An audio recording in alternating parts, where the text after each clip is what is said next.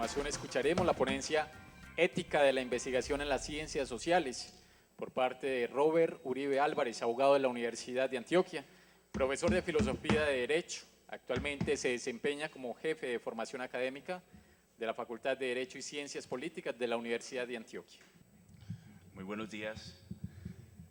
En nombre de la Comisión Institucional de Ética, de la cual formo parte como miembro delegado del área de Ciencias Sociales y Humanas, agradezco al vicerrector de investigación por la atención que prestó a este interés de parte de la comisión en iniciar estas reflexiones, así como a los asistentes por responder a esta convocatoria. Ética de la investigación en las ciencias sociales. Como sucede con muchos de los problemas éticos o que versan sobre un conocimiento razonable de la moral, el de la ética de la investigación, incluyendo la correspondiente al ámbito de las ciencias sociales, es un tema complejo y disputado que carece de respuestas unívocas y definitivas. En esta ponencia voy a disertar sobre algunas cuestiones básicas de una ética de la investigación en las ciencias sociales desde una doble perspectiva. En primer lugar, realizando una aproximación a algunos principios o criterios básicos que pueden ser incluidos como parte de una ética de la investigación en las ciencias sociales, contextualizada en buena medida en el ámbito colombiano y latinoamericano. En segundo lugar, proponiendo algunas reflexiones acerca de problemas éticos concretos, o si se quiere, de ética aplicada de la investigación en el ámbito de las ciencias sociales. Primero, para los efectos de este escrito voy a entender que la ética es la reflexión teórica acerca de la moralidad social. Esta reflexión puede ser realizada por lo menos desde dos perspectivas metodológicas distintas, las de los métodos descriptivo y prescriptivo. La elección de cada una de estas perspectivas incide en el tipo de enfoque teórico o disciplina desde la cual se aborda la reflexión ética. El método descriptivo hace de la ética un discurso construido fundamentalmente en clave de la antropología o de la sociología. El método prescriptivo, por su parte, construye un discurso ético básicamente desde la filosofía. En consecuencia, cuando se habla de ética de la investigación en las ciencias sociales, es menester precisar si se trata de una ética descriptiva o de una ética normativa. En esta ponencia voy a centrarme en la perspectiva de la ética normativa de la investigación en las ciencias sociales, en el entendido de que es a partir de ella que es pertinente la determinación de referentes deónticos de moralidad, desde luego mínimos, además dúctiles en la investigación en este ámbito disciplinar. Antes de continuar, debo hacer una aclaración conceptual relativa al concepto epistemológico ciencias sociales, sobre cuyas acciones investigativas recae este análisis ético-normativo que presento. Reconozco que por su amplitud categorial y teórica se trata de un concepto ambiguo, dado que en él pueden adscribirse una multiplicidad de disciplinas heterogéneas y diversas, como la sociología, la antropología, la psicología, la filosofía, la ciencia de la política, el derecho, la historia, entre muchas otras. Pero comparten al tiempo algunos rasgos comunes, así como determinantes diferencias, cuya utilización unitaria en este escrito no pretende menoscabar la identidad y la autonomía epistémicas de cada uno de los mencionados saberes, sino tan solo agrupar algunos aspectos éticos comunes a las prácticas investigativas que se dan en el interior de cada una de estas disciplinas. Dicho lo anterior, comienzo planteando que en la filosofía moral se discute sobre la posibilidad de justificar la existencia de principios morales de alcance objetivo y general. Cognoscitivistas y escépticos en materia ética representan los dos polos de esta discusión. Los primeros consideran posible esta justificación de principios, algunos en forma radical, otros en forma moderada. Los escépticos la niegan, a partir sobre todo del relativismo moral. Ahora bien, dejando un poco de lado esta cuestión, para los efectos de este trabajo y asumiendo la admisibilidad de cierto tipo de objetivismo moral moderado, por lo falible y lo provisional de algunas de sus formulaciones ético-normativas, Considero que la investigación en las ciencias sociales puede incluir el reconocimiento de varios principios morales que son de gran relevancia en ellas, de algunos de los cuales voy a ocuparme a continuación de manera muy sintética. La pluralidad teórico-conceptual, que incluye la interdisciplinariedad con la previa disciplinariedad, la relevancia de los problemas investigativos, la pertinencia de los métodos y los paradigmas de investigación, la preservación de la veracidad de los procedimientos científicos y de los resultados de las investigaciones, el derecho al acceso al conocimiento investigativo de la sociedad y las comunidades de investigación, el respeto a la identidad y la diversidad culturales, el respeto a la dignidad humana de los sujetos objeto de investigación, entre muchos otros. La pluralidad teórico-conceptual. Las ciencias sociales son teóricamente muy complejas y diversas. Sus objetos de estudio, al tiempo que se amplían, se especializan cada vez más, planteando importantes desafíos a la capacidad de rendimiento de metodologías de investigación unitarias y unidimensionales. Frente a esta situación, hay serios riesgos de reduccionismos epistémicos como el monismo metodológico. De esta práctica epistémica, la del monismo epistemológico, voy a reflexionar con relación a dos grupos de problemas éticos para la investigación en las ciencias sociales, los que denomino la sociologización y el pedagogismo. Existe en las ciencias sociales contemporáneas una tendencia a la sociologización. Esta situación, que podría describirse como el giro sociológico de las ciencias sociales, soslaya las limitaciones de capacidad de rendimiento de los métodos y los discursos sociológicos en relación con algunos problemas de aquellas ciencias sociales que no son sociología e incluso de la propia sociología. La sociología, desde este punto de vista pansociológico, representa para las restantes ciencias sociales una especie de superciencia social que se encuentra en la pirámide de las ciencias sociales, a cuyos paradigmas y estándares discursivos deben ajustarse las restantes, so pena de perder estatus epistemológico social.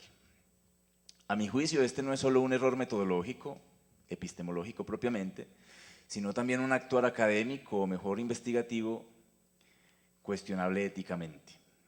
Y lo es porque el panorama de problemas sociales amerita una respuesta investigativa acorde con la complejidad que estos problemas representan. Esa complejidad admite tanto el enfoque que explícitamente se configura a partir de este término, como en el caso de Edgar Morin, como el de una complejidad elaborada a partir del abordaje multi e interdisciplinar de dichos problemas. Multidisciplinar en el sentido de permitir que cada disciplina social brinde un punto de vista investigativo de acuerdo con su marco conceptual. Interdisciplinar en la medida del diálogo de enfoques provenientes respecto del problema desde cada una de las disciplinas. Ahora bien, un dispositivo discursivo que en algunos casos sirve de instrumento por antonomasia para la práctica de este reduccionismo epistémico es el discurso de la metodología de la investigación de las ciencias sociales y sus casos especiales, es decir, sus aplicaciones a algunas de las ciencias sociales en particular, como por ejemplo el derecho, cuyos objetos de estudio no son siempre moldeables a la manera de hechos jurídicos, o si se quiere, de hechos normativos, puesto que el estudio de las normas se realiza mediante disciplinas como la llamada dogmática jurídica y la filosofía del derecho, que contienen métodos propios de construcción, como por ejemplo el análisis conceptual y el análisis lógico-lingüístico, que no se agotan en la categoría de la investigación cualitativa, propia de la metodología de las ciencias sociales. Este escollo de la pansociologización debe ser éticamente evaluado y metodológicamente evitado o ponderado, porque limita las posibilidades de investigación.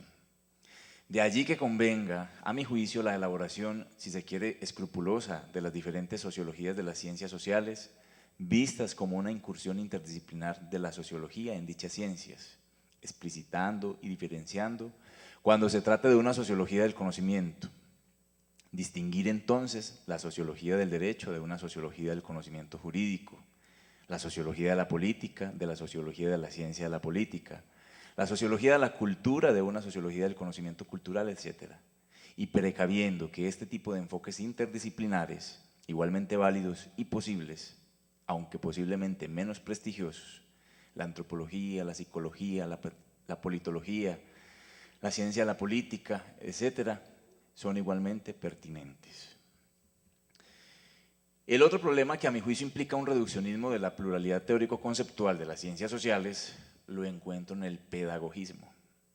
Desde luego, la pedagogía es una ciencia social de gran relevancia, pero quizás algunas de sus concepciones incurran en prácticas investigativas que son éticamente discutibles. Tal es el caso, por ejemplo, de la tendencia pedagógica a la fusión, en mi criterio un tanto light, de diversos enfoques de la metodología filosófica, especialmente de la teoría del conocimiento, que resultan siendo unificados en los discursos pedagógicos como si se tratara de problemáticas filosóficamente unitarias. Es el caso, por ejemplo, del tratamiento que hace la pedagogía en la búsqueda de sus fundamentos, de los métodos filosóficos hermenéuticos y de algunos constructivistas, en los que se echa en el mismo saco a filósofos hermeneutas que desarrollan metodologías hermenéuticas muy distintas, como Gadamer y Ricoeur, y a autores constructivistas como Habermas y Rawls. Otra cuestión que puede ser tomada como evidencia de esta práctica es la pretensión de resolver muchos problemas que son epistemológicos de cada disciplina social a través de dispositivos pedagógicos. Esto se puede encontrar en ocasiones en el discurso de las competencias pedagógicas, que pretende abarcar de forma totalizante y global aspectos que son irreconciliables o que se presentan como disputas teóricas en las diferentes disciplinas sociohumanísticas. En la filosofía, por ejemplo, algunos autores hermeneutas como Ricoeur desconfían de las posibilidades y la validez de las teorías constructivistas de la verdad y su estrategia de la argumentación consensual. Del mismo modo, en la sociología, los funcionalistas y los teóricos de los sistemas discuten de cuestiones que los pedagogos fusionan sin soluciones de continuidad en algunas ocasiones. Igualmente, la identidad y la autonomía epistémica de la antropología en relación con la historia y la sociología son una manifestación de este tipo de discusiones epistemológicas. Todas estas discusiones, en lugar de ser inconvenientes y reclamar una superación pedagogista que soslaya elementos de discusión idiosincráticos de las diferentes disciplinas, son sanas y convenientes para la investigación en las ciencias sociales. Un segundo principio es el de la relevancia de los objetos y la pertinencia de los métodos de las investigaciones científico-sociales. Aquí se advierten dos escollos, ambos relacionados posiblemente con el abandono de aquello que Nussbaum denomina el cultivo de la humanidad. El primer escollo lo representa la banalización de los criterios de relevancia y pertinencia de los objetos de investigación, al privilegiar la sociedad tecnológica como marco de valoración de estos. Las nuevas tecnologías, la innovación y la cultura del emprendimiento son referentes de valoración de la relevancia de los objetos de las investigaciones en las ciencias sociales, como si las grandes discusiones de las ciencias humanas y sociales, especialmente las discusiones éticas, dejaran de ser dilemáticas y controvertidas por la irrupción de la era tecnológica. ¿Qué puede aportar a este marco de análisis la discusión ético-pública sobre el alcance absoluto o relativo del derecho a la vida en términos de los problemas del aborto, la eutanasia, la ayuda al suicidio, etcétera, la existencia de nuevas tecnologías? O a la discusión sobre la validez o no de estatuir como un principio moral el cuidado de sí en términos de los argumentos en materia de consumo de drogas y sustancias psicotrópicas o del suicidio. O a la homogenización de las culturas por vía de la globalización en términos de la diversidad cultural y sus distintas manifestaciones, o a la desestatalización de distintos procesos políticos como la democracia y la erosión de la sociedad civil. Estos siguen siendo grandes problemas, desafíos morales que no tienen una respuesta unitaria con todo y el desarrollo de las nuevas tecnologías. Un segundo problema a este respecto emana del denominado impacto social como referente de valoración de la relevancia y la pertinencia de las investigaciones, privilegiando la denominada investigación aplicada y privilegiando el rasgo instrumental de los resultados y por supuesto del proceso de investigación mismo, como que en las ciencias sociales el problema de la elaboración teórica o de la investigación básica estuviera clausurado epistemológicamente. Esta actitud puede estar reproduciendo lo que algunos teóricos describen como el neocolonialismo teórico, a partir del cual se concibe que somos parte de un contexto de periferia frente a uno céntrico en lo que a la producción de conocimiento respecta. Sin embargo, no podemos soslayar que precisamente fueron investigaciones de tipo básico, como las de Freire y Maturana en la pedagogía y en la biología respectivamente, las de autores latinoamericanos que impactaron sensiblemente en estos campos científicos del siglo XX, dando lugar a importantes cambios y reformulaciones de los aparatos conceptuales y discursivos de esa y de otras ciencias. No se trata en absoluto de desacreditar la denominada investigación aplicada. Se trata más bien de reconocer la importancia de la libertad de investigación frente a la demarcación institucional de la pertinencia de las investigaciones, permitiendo que los procesos investigativos de las ciencias sociales y su desarrollo sean más el producto del ejercicio de esta libertad que de una limitación de la actividad cognitiva, que puede obedecer más a la creencia de la inmadurez y la incapacidad regionales para contribuir a la regeneración de paradigmas que se consideran patrimonio exclusivo de sus centros de producción y que nos relegan a receptáculos periféricos, tan solo en apariencia neutrales y pasivos de dichos paradigmas. Estos escollos no pueden hacernos soslayar el hecho de que vivimos en un país cuyos niveles de mortalidad superan o equiparan los de morbilidad, últimos estos que a su vez se encuentran en niveles exacerbados de cuenta de los desajustes del sistema de seguridad social en salud, hecho social este sí, que significa probablemente que nuestra principal patología es de carácter social, la violencia. Esta es una época de urgente investigación social de esta macropatología colombiana por las ciencias sociales de nuestro país. Habrá posiblemente muchos otros asuntos pertinentes que investigar, pero el permanente estudio e investigación de esta problemática de la violencia y del conflicto colombianos constituyen, a mi juicio, un imperativo ético en la determinación de los problemas de investigación pertinentes en las ciencias sociales en nuestro país. Otro principio es el principio de la preservación de la veracidad de los procedimientos científicos y de los resultados de las investigaciones.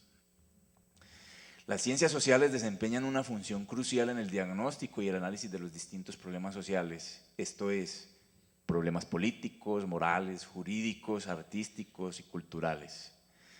En el desarrollo de esta función adquiere gran relevancia el principio de investigación veraz y de preservación de la veracidad de los resultados investigativos.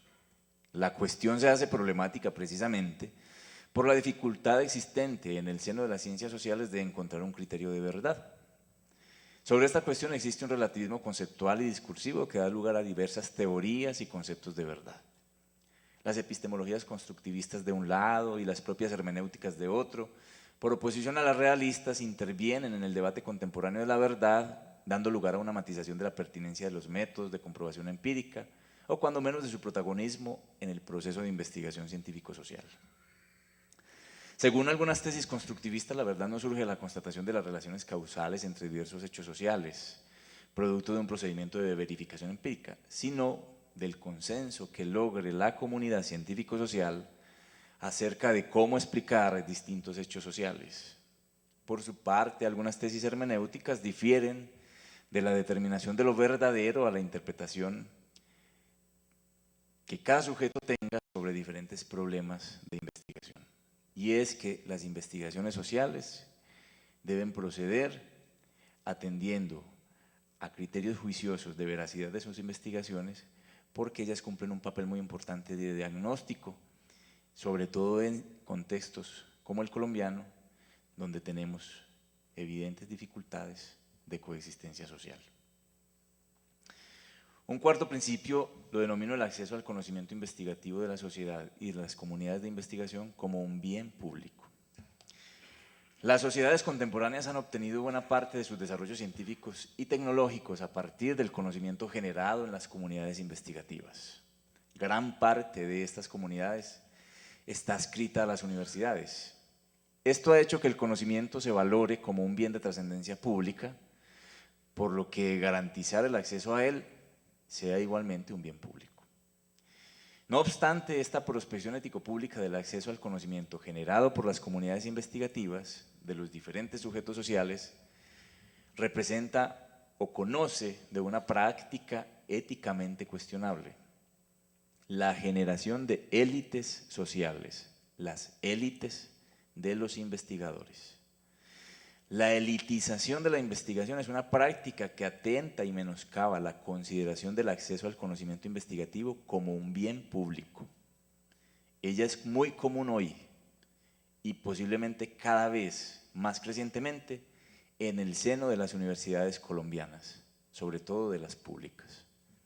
La proliferación de grupos de investigación culminada a doctores y a estudiantes de maestría y de doctorado puede ser expresión de esta situación. En este proceso, incluso en relación con los escalafones docentes legalmente regulados, se ha ido creando una categorización paralela a la de la ley, que es una consecuencia de esta práctica del elitismo investigativo.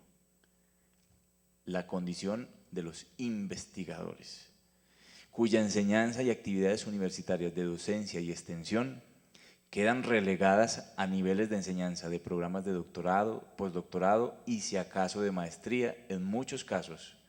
No obstante, que su vinculación laboral y la destinación del presupuesto de sus salarios y en no pocos casos la misma financiación de los proyectos de investigación proviene de la estructura financiera de los pregrados, con los cuales parece que algunos no quieren tener nada que ver.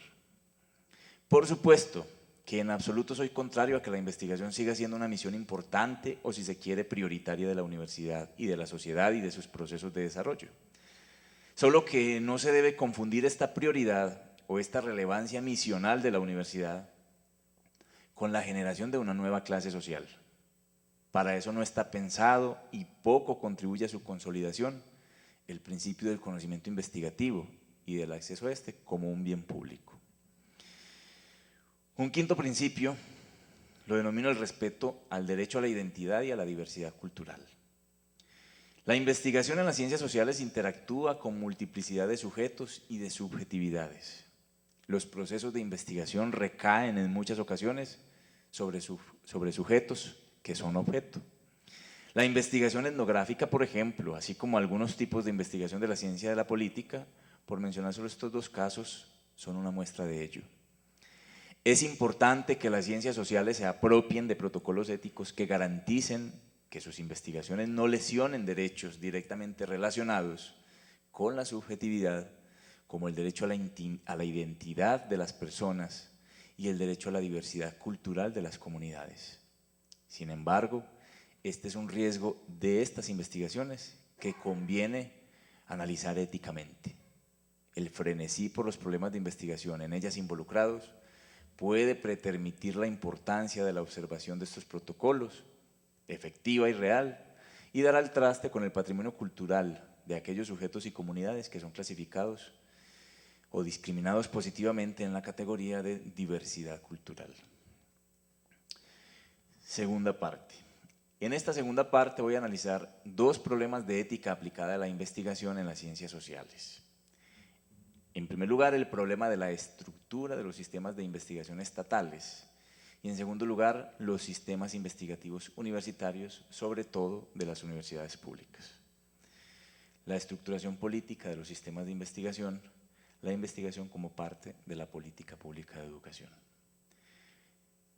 Es común en la universitología contemporánea la caracterización de la universidad a partir de tres misiones básicas: docencia, extensión e investigación. Los desarrollos de la sociedad tecnológica han ido originando el entablamiento de una relación de sustitución de la docencia por la investigación en el orden de prioridades misionales, al punto que los rankings de las universidades hoy existentes las clasifican a partir del nivel de su potencial investigativo. Esto ha llevado, por supuesto, a la pérdida de importancia y significado de la docencia e incluso de la extensión, la solidaria, por supuesto, como misiones también válidas de la universidad. Hay, sin embargo, apreciables argumentos encaminados a postular una relación de retroalimentación entre dichas misiones, sobre todo entre la docencia y la investigación, en el sentido de reivindicar, condicionadamente incluso, la dinámica y la renovación de los contenidos de la docencia a partir de la actividad de la investigación de los docentes. La pregunta o la cuestión ético-normativa que surge es: si el planteamiento de esta relación intermisional universitaria que privilegia la investigación es o no moralmente correcto. A mi juicio, una respuesta no dogmática de esta cuestión presupone la indagación de ciertas consideraciones de contexto. Por supuesto, el contexto del que voy a referirme es el colombiano. En Colombia existe un evidente déficit de cupos universitarios. La oferta de estos es muchísimo inferior a la demanda.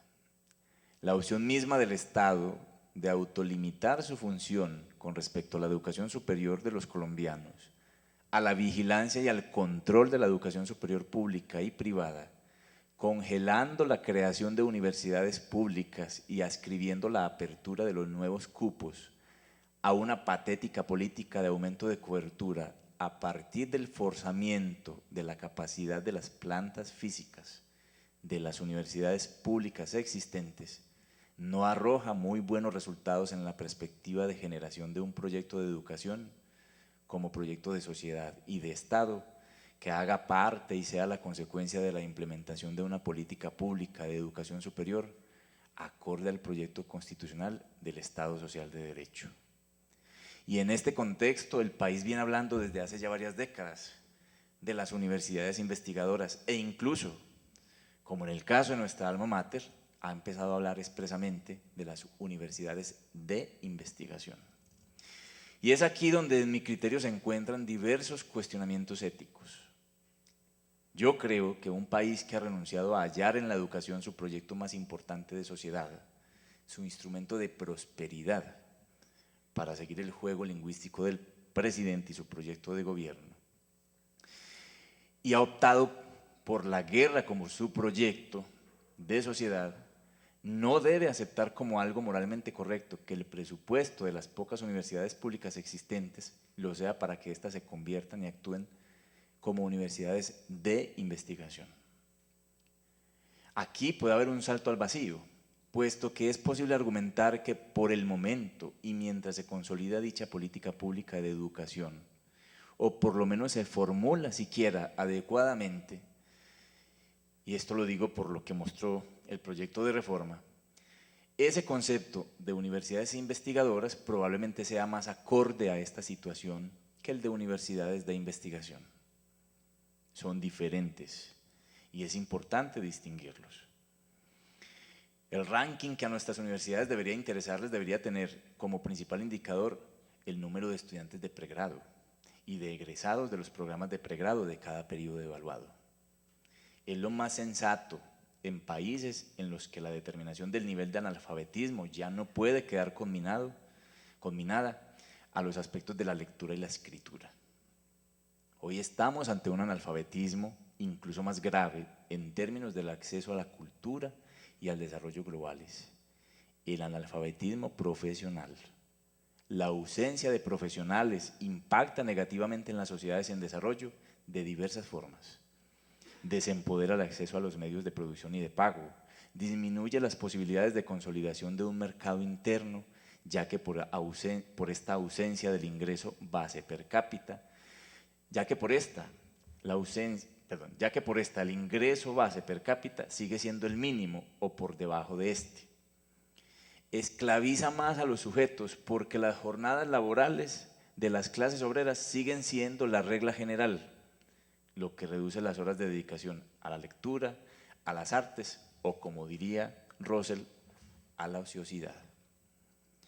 Todo lo anterior es un indicador de la pertinencia y la urgencia de replantear desde la ética algunos de los enfoques y de las perspectivas de orientación de las políticas públicas de educación superior y del papel que en ella desempeña la investigación en general y en las ciencias sociales en particular, en el marco de los objetos de acción de las universidades públicas, privadas y demás instituciones de educación superior.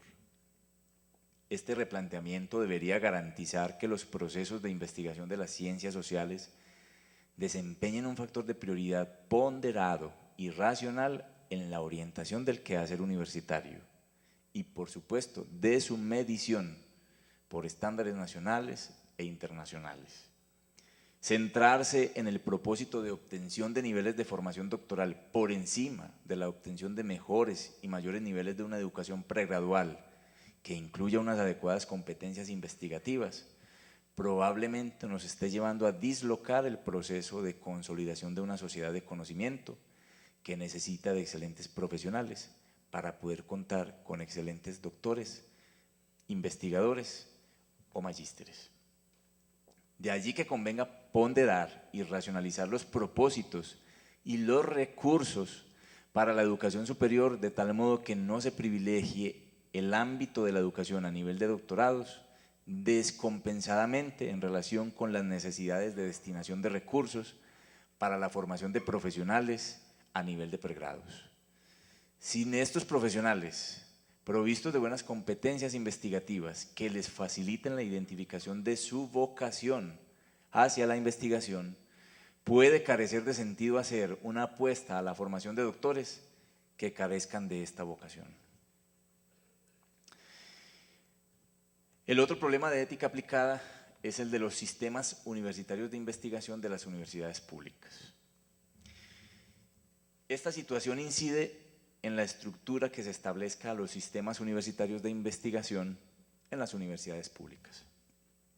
Al respecto, es importante identificar problemas administrativos y problemas teóricos que generan preguntas éticas. En cuanto a los problemas administrativos, un desafío ético es lograr construir estructuras administrativas que sean transparentes y funcionales para los retos de la investigación universitaria. Hablando puntualmente de las ciencias sociales, creo que ellas son hoy, y desde hace ya un buen tiempo, la cenicienta de la investigación en nuestros sistemas universitarios de investigación. Y la cuestión ética en juego es porque no tienen por qué serlo ni las ciencias sociales ni las restantes ciencias. Esto quiere decir que la distribución de recursos debe ser igualitaria y que las estructuras administrativas deben estar diseñadas e institucionalizadas para hacer esto posible. De allí que prácticas administrativas como la centralización de la asignación de los presupuestos y de la administración misma de los sistemas universitarios de investigación no sean más que lastres para este logro.